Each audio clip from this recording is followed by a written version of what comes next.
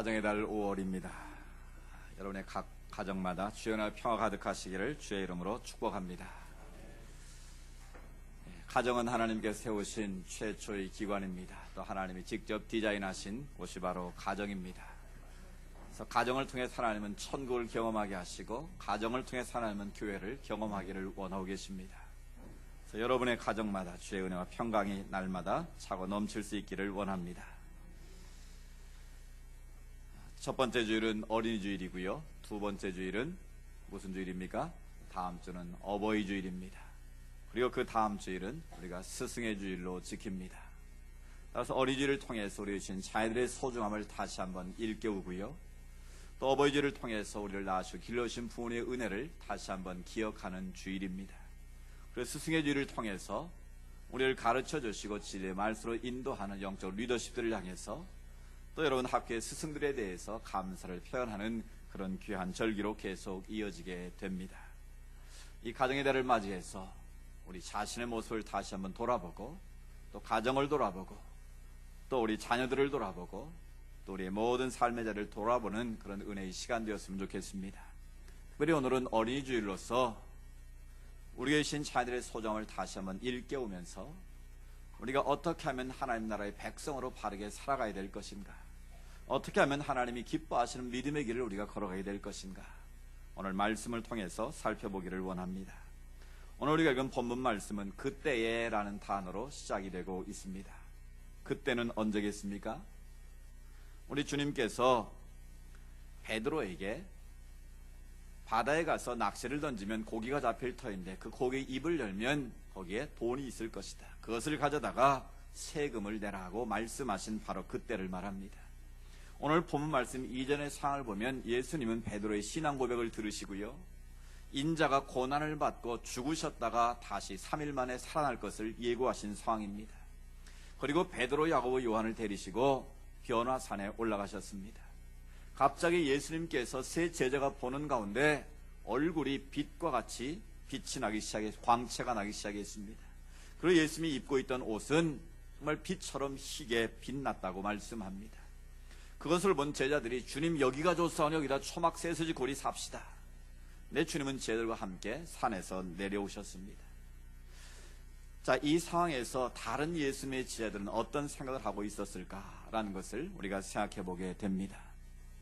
예수님은 아무래도 수제자 베드로를 사랑하고 계신 것 같습니다. 그리고 야고보, 요한만을 특별히 사랑하시는 것 같습니다. 또 마가복음 10장 말씀에 보면 예수님께서는 세베대의 어머니 야고보와 요한의 어머니가 두 아들에게 예수님께 자리를 부탁하는 장면이 나옵니다. 주님께서 왕이 되시면 우리 야고보와 요한을 좀 높은 자리에 앉혀달라고 권력을 부탁을 했습니다.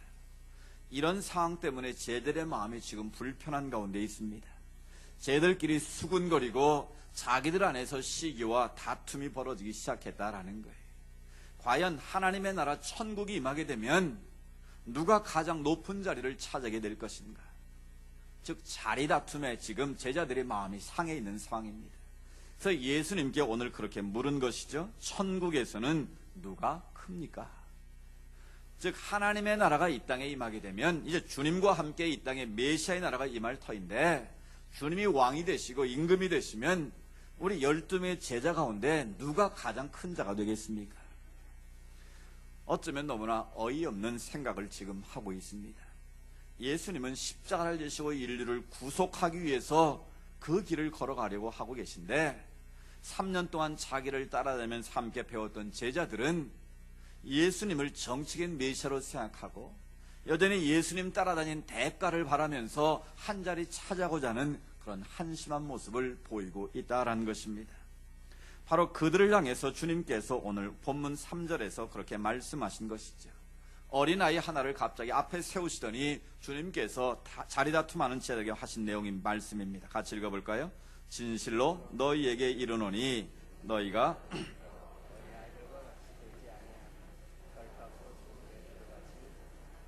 아멘. 예수님께서는 말씀하십니다. 진실로라는 말은 결단코, 내가 확신하건대, 분명히 말하건대 강조의 표현입니다.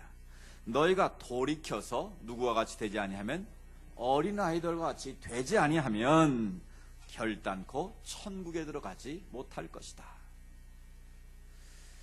이 말씀은 굉장히 중요한 표현이라고 여겨집니다.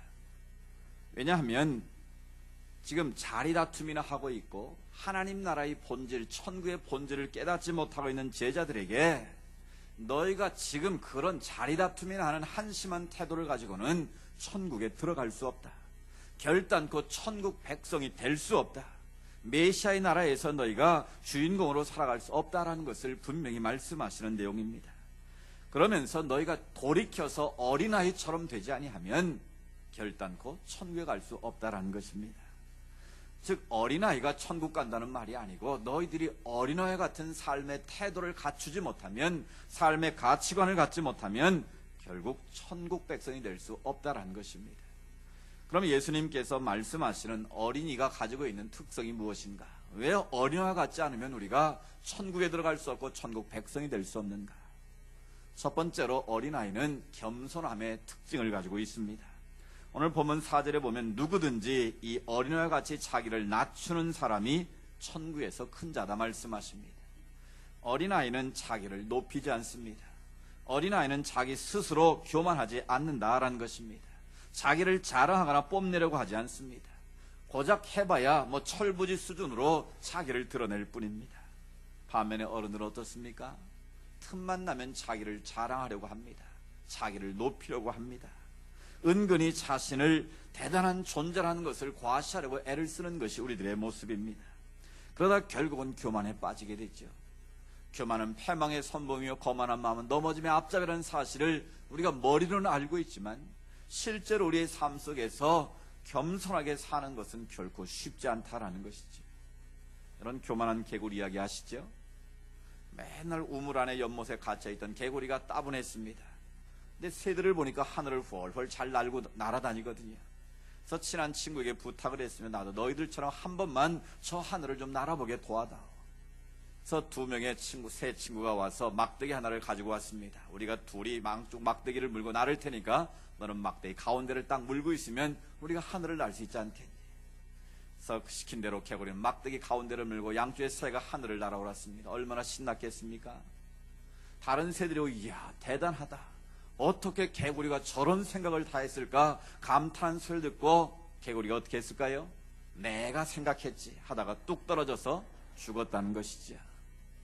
우리도 모르게 내가 했다, 내가 남보다 우월하고 내가 탁월하고 내가 뭔가 잘해서 이런 상이 된 것처럼 우리도 모르게 우쭐할 때가 있다라는 것이죠. 겸손하라고 주님은 그렇게 말씀하시지만 우리 스스로 겸손하지 못하게 살고자 하는 것이 우리 어른들의 삶의 태도다라는 것이죠. 너희가 그런 마음의 태도를 가지면 하나님 나라의 백성으로 합당하지 못하다, 자격 미달이다라는 것이죠. 두 번째, 어린아이의 특징은 순수합니다. 깨끗합니다. 때가 묻지 않습니다. 그 말은 자기 이기심에 매여 있지 않다라는 것입니다. 반면에 우리 어른들은 어떻습니까? 인생 산전수전 공중전 겪다 보니 세파에 찌들어 있는 분들이 많습니다. 남을 위하는 척하면서도 실상은 자기 이기심을 위해서 말하고 행동할 때가 많습니다. 항상 상대방을 의식하고 견제할 때가 많습니다. 필요하면 상대방을 넘어뜨려서라도 자신의 욕망을 채우고자 하는 것이 우리 인간의 이기적인 모습입니다. 그래서 우리는 항상 이기적이고 자기 중심적인 모습으로 살아갈 때가 많이 있습니다. 세 번째로 어린아이의 특징은 정직하다는 것이죠. 어린아이는 거짓말을 잘하지 않습니다. 거짓말을 해도 금방 얼굴이 벌개져서 표시가 나지요. 반면 어른들은 교묘하게 자신을 포장합니다. 권모술수에 능합니다. 자신의 유익을 위해서, 자기 욕망을 이루기 위해서는 태연하게 거짓말을 하는 것이 우리 어른들의 모습입니다. 네 번째 어린아이의 특징은 믿음이 좋습니다. 단순하다는 뜻이죠. 어린아이는 다른 사람의 말을 잘 믿습니다. 그래서 누가 과자를 사준다고 하면 따라가지 않습니까? 시키면 시키는 대로 따라하는 것이죠. 잘 믿기 때문입니다. 그런데 어른들은 세파에 시달리고 달아서 잘 믿지 않습니다. 아무리 좋아 보여도 색안경을 끼고 바라보고요, 서로에 대한 불신이 팽배할 때가 많습니다.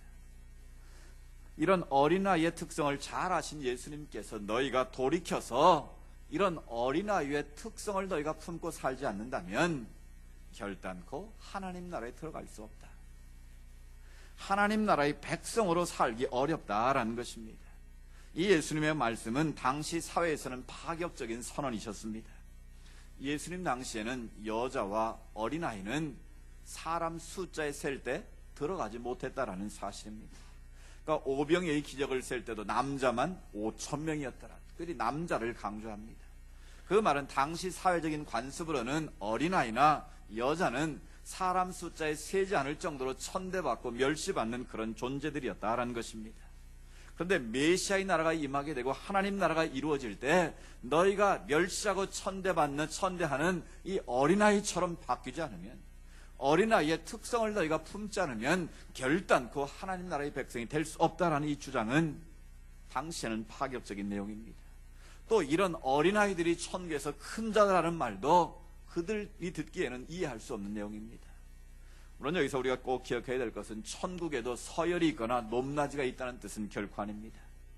만약 우리가 갈 천국에 가서도 누구는 황금집에 살고 누구는 적당히 예수 믿어서 계집 같은 데 산다면 그게 천국이겠습니까?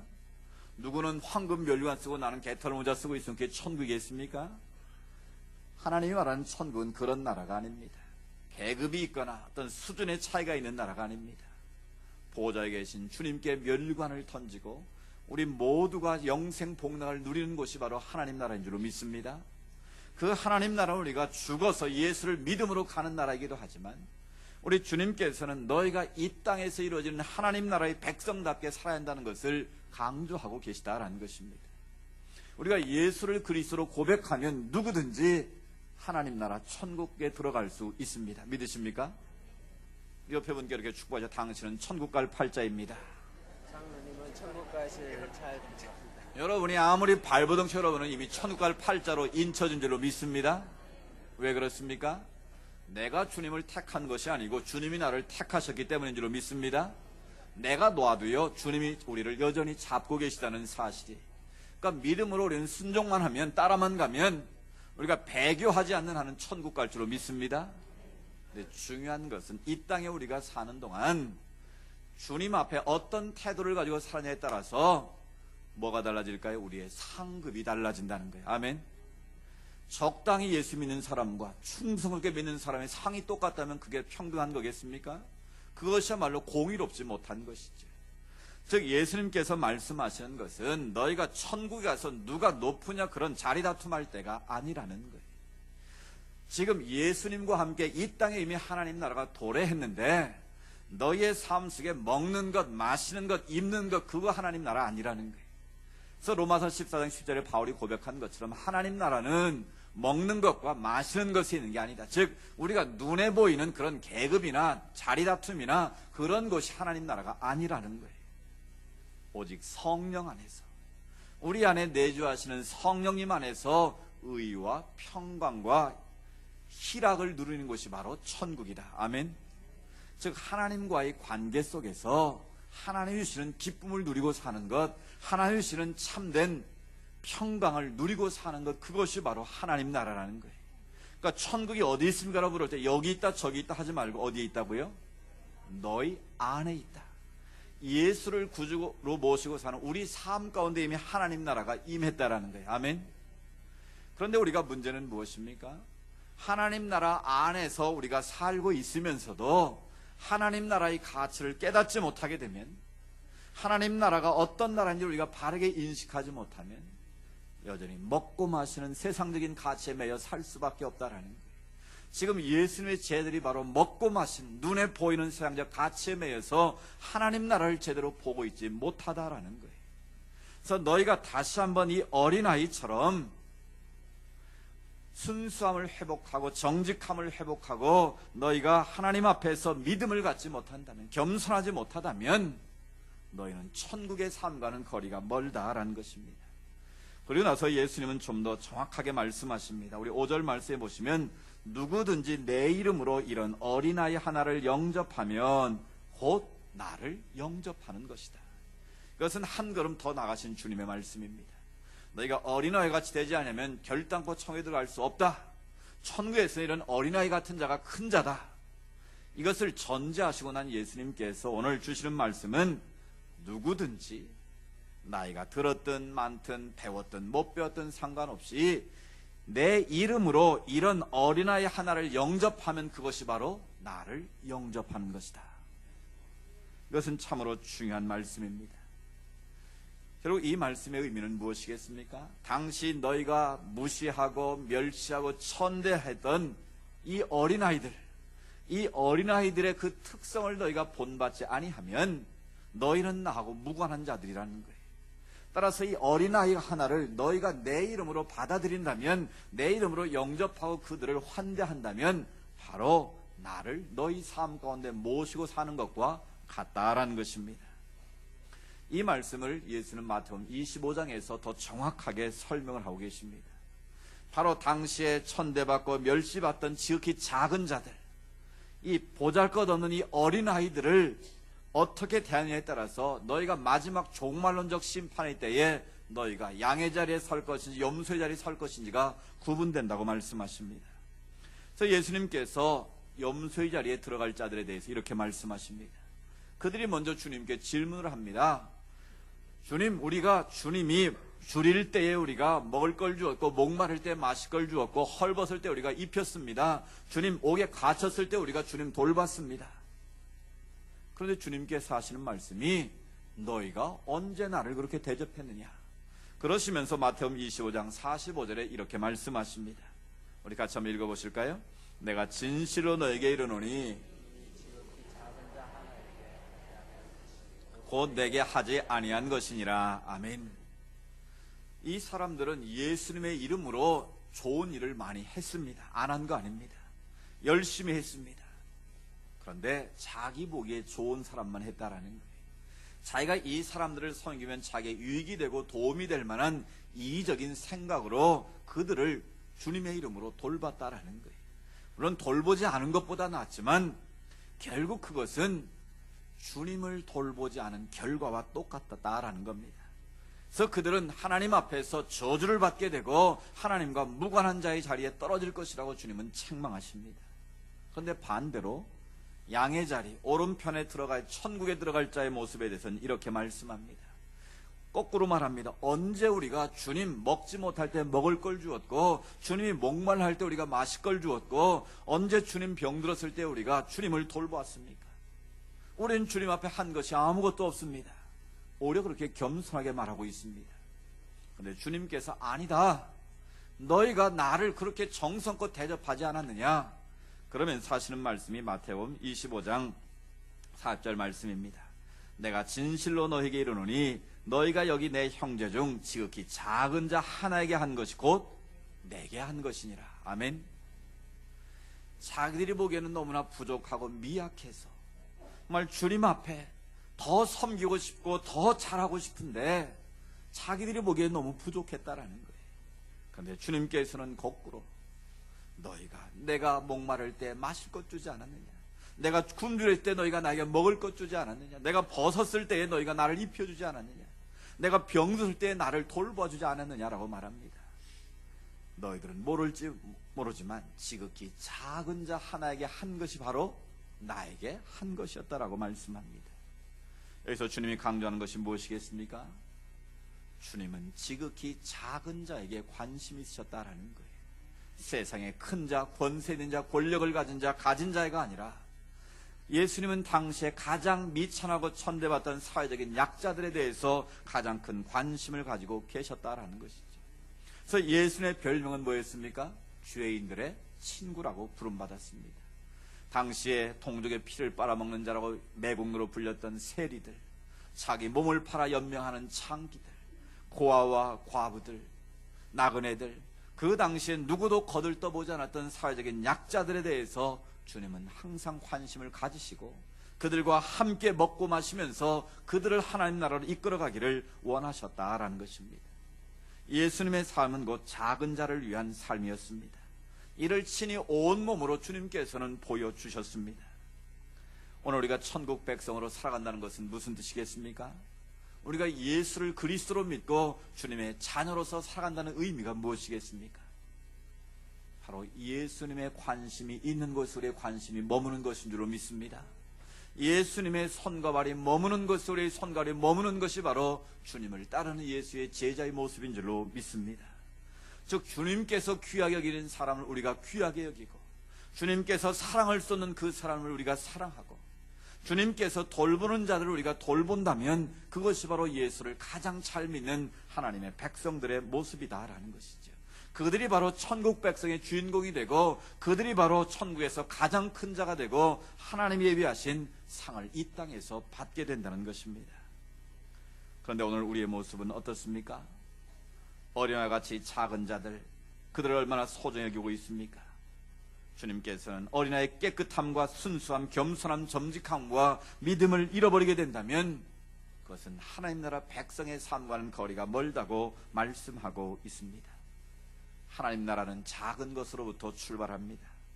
예수님의 일생은 한마디로 가장 보잘것없고 가장 미련한 변방의 인생처럼 우리에게 보여졌습니다. 연한 순처럼 약해 보였고 볼품없는 삶이셨습니다. 눈에 보이지 않는 작은 겨자씨 한 알처럼 주목받지 못하는 삶이셨습니다. 그러나 부활하신 예수님은 다시 제자에게 나타나셔서 하나님 나라를 가르치셨습니다. 그 결과 예수님의 제자들과 오순절 마가다락방의 성령 체험한 자들이 땅끝까지 복음의 증인됨으로 말미암아 우리에게까지 하나님 나라가 전달되게 된 것입니다. 바로 하나님 나라는 작은 것으로부터 시작된다는 것을 보여줍니다. 작은 것 속에 하나님 나라의 비밀이 담겨 있습니다. 겨자씨처럼 작은 것이지만, 눈에 보이지 않는 것이지만, 그 작은 것을 통해서 천을 이루게 하시고, 그 작은 것을 통해서 누룩이 부풀어 오르는 것처럼 하나님 나라가 이 땅에 이루어지고 있다는 것을 기억할 수 있기를 원합니다. 누가복음 16장 10절에 주님은 말씀하십니다. 지극히 작은 것에 충성된 자는 큰 것에도 충성되고, 지극히 작은 것에 불의한 자는 큰 것에도 불의하니라. 아멘. 사랑하는 성도 여러분, 우리는 작은 것을 귀히 여길 수 있는 은혜가 있기를 원합니다. 우리 교회에서 하는 작은 일이라 할지라도 그것이 하나님께서 맡겨주신 일이라면 성직으로 알고 귀하게 여기고 최선을 다하면 바로 그 속에 하나님의 은혜가 있고 하나님의 축복이 많은 줄로 믿습니다. 작은 불꽃 하나가 자신을 녹여서 빛을 발하는 것처럼 우리의 작은 헌신과 우리의 작은 충성이 주님의 몸된 교회를 아름답게 세워가고 사도행전의 비전을 가는 든든한 교회로 서게 하는 줄로 믿습니다. 사랑하는 여러분, 또한 내 삶이 때로는 볼품이 없고 연약하고 작게 보일지라도 여러분 자신을 비하거나 열등감에 빠지지 않기를 축복합니다. 왜냐하면 하나님은 작은 자를 귀히 여기시기 때문입니다. 큰 자, 높은 자, 가진 자만을 위하시는 하나님이 아니라 오히려 약할수록, 연약할수록 더욱 귀히 여기시는 분이 바로 우리 하나님이시기 때문입니다. 구부러진 나무가 산을 지킨다는 말이 있습니다. 똑바로 선 나무는 금방 잘려서 제목으로 쓰이지만 세상 사람들이 볼 때 볼품없는 구부러진 나무가 그 산의 숲을 이룬다라는 사실입니다. 잡초가 제방을 무너지지 않도록 지킨다는 말도 있습니다. 볼품없는 풀이지만 그 풀들이 있어야 제방이 보호받을 수 있다라는 사실입니다. 이 세상은 강자만 살아남고 가진 자, 배운 자만이 살아남는 것 같지만 실은 작은 자를 통해서 하나님 나라가 이루어지고 겨자씨 같은 연약한 자들을 통해서 이 땅에 하나님 나라가 든든히 세워졌다는 사실을 기억하시기 바랍니다. 위대한 일은 작은 데서부터 출발합니다. 욥기 8장 7절에 보면 내 시작은 미약하였으나 내 나중은 심히 창대할 것이라고 말씀하십니다. 지금 우리가 있는 그 자리가 작은 자리이고 누가 봐도 볼품없는 일이고 작은 자리라 할지라도 맡긴 일에 충성하며 최선을 다하게 되면 하나님께서 큰 일도 맡기시고 더 큰 복도 우리가 허락할 줄로 믿습니다. 예수님은 작은 자를 귀히 여기시고 작은 자를 통해서 지금도 하나님 나라를 이루어가고 계십니다. 그러나 이 땅의 자녀들은 어른들의 잘못 때문에 어쩌면 가장 사랑받는 것처럼 보이지만 실은 가장 힘들고 고통받고 있다는 것을 우리는 깨달아야 합니다. 실은 어른들의 이기적인 학벌주의의 사회풍토 때문에 우리 자녀는 유치원 때부터 입시주의 교육에 매여서 실험하고 있다는 것을 우리가 너무나 잘 알고 있지 않습니까?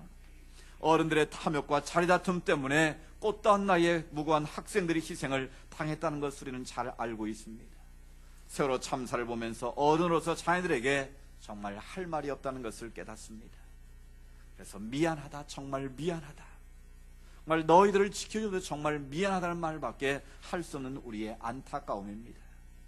오늘 말씀을 준비하면서도 우리 자녀들을 이렇게 양육해야 됩니다 설교하고 싶었지만 우리가 그렇게 말할 자격조차 없다는 그런 자격감 때문에 하나님의 백성으로서 우리 자신을 먼저 회복하고 우리가 어른으로서 부모로서 우리의 위치를 다시 회복할 때 우리 자녀들 앞에서 그 자녀들을 말해서 양육할 수 같아서 천국에서 큰 자라는 주제를 가지고 말씀을 전하고 있는 것입니다. 사랑하는 여러분, 정말 이번 참사를 통해서 우리가 어른으로서 부모된 자로서 정말 미안한 마음을 갖지 않을 수 없습니다. 우리 어른들이 정말 하나님 앞에서 믿는 자로서 덕을 세워줘서 본을 보이지 못하로 말미암아 겨우 이런 일이 벌어졌다는 것을 깨닫습니다. 배가 뒤집어 수많은 생명이 죽어가는데도 7m만 더 달려가서 얘들아 지금 큰일 났다 빨리 뛰어내려 한마디만 했어도 죽지 않았을 텐데 어른들의 이기적인 생각이 자신만 살겠다고 뛰쳐나오는 바람에 그렇게 죽고 말았다는 것이죠. 배가 기울어 가라앉고 있는데도 인간의 돈에 대한 욕심이 구조를 지체했다는 사실입니다. 그것보다 더 큰 잘못은 절제할 줄 모르는 인간의 탐욕이 오늘의 비극을 초래했다라는 것이죠. 어느 신문 제목처럼 진짜 살인범은 배 안에 있는 자들이 아니라 바로 배 밖에 있는 자들이라는 기사를 보았습니다. 배를 타는 사람은 상식적으로 이 참사는 인재라는 것을 금방 알 수 있다라는 거예요. 여러분, 배 밑에는 이 흘선이라는 게 있다고 그러더라고요. 배의 중심이 맞추고 배의 부력을 표시하는 선이 있는데 그 선이 물 밖으로 나와 있어야 안전하다는 거예요. 근데 화물을 너무 많이 실어서 2,000톤을 더 적재를 하는 바람에 배 흘선이 바닷속으로 보이지 않게 됐다라는 거예요. 이미 수차례 그 사실을 경고했다라는 거예요. 이렇게 되면 배가 위험하다, 가라앉을 수 있다. 그런데 그것을 은폐하려고 배 밑에 배의 평형을 맞춰서 물을 채워야 되는데 그 물을 빼냈다라는 거예요. 그 물을 빼내면 배가 그만큼 가벼워지니까 그 선이 위로 올라와 보이지 않겠습니까? 이미 그것은 그 배는 가라앉게 될 수밖에 없었다라는 거예요. 여러분, 화물을 더 싣고 사람을 더 실어서 돈을 벌겠다는 그런 얄팍한 인간의 탐욕이 그런 참사를 불러왔다라는 거예요. 이번 기회에 구원파란 이단의 세력들이 완전히 척결되는 계기가 되었으면 좋겠습니다.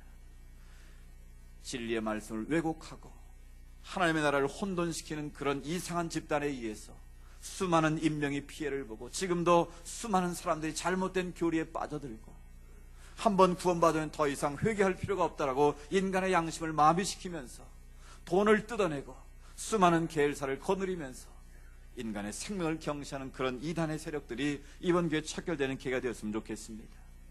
결국 인간의 욕망이 작은 규정조차 지키지 못하고 인간의 탐욕에 눈이 멀어서 탐욕의 길을 걸어갔을 때 엄청난 사고가 발생할 수밖에 없었다라는 것입니다. 여러분, 이 사건을 보면서 무슨 생각을 하십니까? 누가 누구에게 돌을 던질 수 있겠습니까? 우리가 아무리 노란 리본을 달고 노란 리본이 전국을 뒤덮는다 해도 그것으로 문제가 해결될 수 있겠습니까? 대통령이 사고한들 해결이 되겠습니까? 책임자가 사고한들 해결이 되겠습니까? 오늘 주님께서 분명히 말씀하십니다. 너희가 돌이켜 어린아이같이 되지 아니하면 결단코 천국에 들어갈 수 없다. 천국에서는 바로 이 어린아이 같은 자가 가장 큰 자다. 누구 때문이 아니라 바로 내 탓이요 나의 잘못임을 고백하면서 우리 마음을 찢고 주님께로 어린아 같은 심정으로 돌아가야 될 줄로 믿습니다. 우리가 어린아이들에게 정직하게 살아야 된다 말하기 전에 우리가 먼저 정직해져야 될 줄로 믿습니다. 너희가 믿음을 가지고 산다 말하기 전에 우리가 먼저 믿음의 삶을 본을 보여야 될 줄로 믿습니다. 너희가 깨끗하게 살아야 된다고 말하기 전에 우리가 먼저 깨끗함의 모습을 보여야 되지 않겠습니까? 겸손해야 된다라고 말해 우리가 겸손의 모습을 보여야 되지 않겠습니까? 오늘 어린이주일을 맞이했습니다. 우리 어른들의 탐욕과 어른들의 부정직함과 어른들의 교만함이 우리의 불신이 이런 화를 자초하고 말았습니다. 그렇다면 오늘 이 어린이주일을 맞이해서 우리 모습을 다시 한번 돌이켜봤으면 좋겠습니다. 내가 부모된 자로서 어른으로서 나는 과연 하나님 앞에 우리 자녀들 앞에 이 세상의 아이들 앞에서 부끄러움없는 삶을 살고 있는가? 다시 우리 자신을 돌이켜보는 기회가 되기를 원합니다. 이 나라의 미래는 바로 우리 자녀들에게 달려 있습니다. 우리 교회의 미래도 바로 우리 자녀들의 손에 달려 있습니다. 그들을 하나님의 말씀으로 바르게 양육하려면 어른된 우리들이, 부모된 우리들이 먼저 오늘 주신 말씀을 마음에 품고 어린아이의 특성을 다시 한번 배울 수 있기를 원합니다. 윌리엄 워즈워드라는 시인은 그렇게 말했습니다. 아이들은 어른들의 아버지, 그렇게 표현했습니다. 우리 아이들을 가르쳐야 될 피교육생 대수람 볼 것이 아니라 실은 아이들에게서 우리 아버지로 생각하고 아이들로부터 우리가 먼저 배워야 할 것이 있다라는 것입니다. 귀엽고 사랑스러운 아이들을 보면서 우리는 그들의 생각과 삶을 강요할 것이 아니라 그들 우리의 영적인 스승으로 모시고 마음으로 우리가 그들을 배울 수 있어야 한다라는 것입니다. 어린이의 겸손함을 배우고 어린이의 순수하고 깨끗함을 배우고 어린아이의 정직함을 배우고 욕심을 버린 단수함을 우리가 배우게 될 때 바로 그런 자에게 하나님 나라가 임하게 되고 그런 사람들이 모여 사는 이 나라 대한민국이 될 때 이 땅에 하나님의 기쁨이 넘치고 하나님의 샬롬 평화가 넘치게 될 줄로 믿습니다. 천국에서 큰 자는 바로 어린아이처럼 그런 겸손함과 깨끗함과 정직함과 믿음으로 살아가는 자임을 말씀하셨습니다. 다시 한번 우리 자신의 모습을 말씀의 거리에 비춰보면서 우리 자녀들 앞에서 부끄럽지 않도록 우리가 다시 한번 돌이켜 어린아 같은 특징으로 돌아갈 수 있는 은혜가 있기를 축복합니다. 그리고 우리 자녀들을 통해 하나님 나라가 이 땅에 이루어지고 하나님의 영광이 계승되어지는 은혜가 있기를 주의 이름으로 축복합니다. 살아계신 아버지 하나님, 어린이들을 맞이하여 우리 자신의 모습을 다시 한번 돌이켜봅니다. 십자가 앞에서 인류를 구원하시려 주님은 고통의 길을 걸어가고 계신데도 불구하고 제자들은 여전히 눈에 보이는 자리다툼에 혈안이 되어 있는 모습을 바라봅니다. 그 제자들의 모습이 바로 우리 자신의 모습이요 이 땅의 모습임을 저희가 깨닫습니다.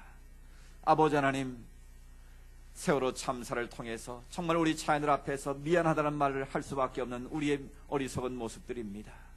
다시 한번 오늘 주신 말씀을 마음에 새기게 하시고 어린아이와 같이 아니하면 결단코 천국에 들어갈 수 없다고 말씀하신 아버지 하나님의 뜻을 깨달아 알게 하여 주옵소서.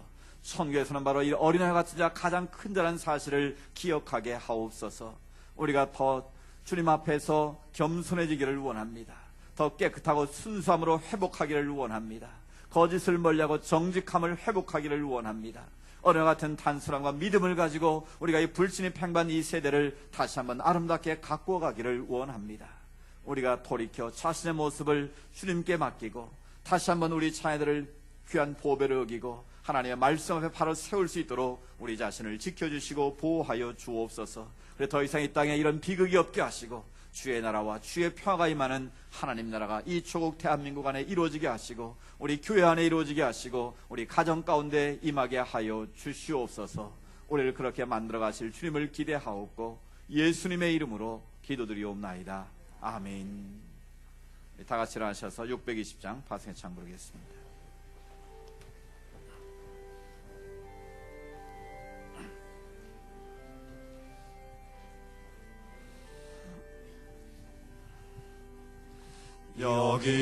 여기에 모인 우리 주의 은총 받은 자여라. 주께서 이 자리에 함께 계심을 아노라. 언제나 주님만을 찬양하며 따라가리니 시험을 당할 때도 함께 계심을 믿노라. 이 믿음 더 굳세라. 이 믿음 더 굳세라. 주가 지켜주신다. 어두운 밤에도 주의 밝음이 인도하여 주신다. 이 믿음 더 굳세라. 이 믿음 더 굳세라. 주가 지켜주신다. 어두운 밤에도 주의 밝음이 인도하여 주신다. 아멘. 길이요 진리요 생명 되시는 예수 그리스도의 은혜와 하나님 아버지의 놀라우신 사랑하심과 성령님의 인도하시고 위로하시고 교제하심의 역사가 어린이를 맞이해 다시 한번 우리 자신의 모습을 돌이켜보며 천국에서 큰 자로 인정받기 위해서 이 땅에 사는 한 작은 자를 귀히 여기며 우리가 받은 은혜와 사랑을 베풀고 나누며 살겠습니다 고백하며 세상에 나가는 주의 백성들 머리머리 위에 하나님께서 우리에게 맡기신 보배롭고 존귀한 자녀들 위에 어려움 가운데 있는 이 나라와 이 민족 위에 이제로부터 영원토록 함께 하시기를 간절히 축원하옵나이다. 아멘.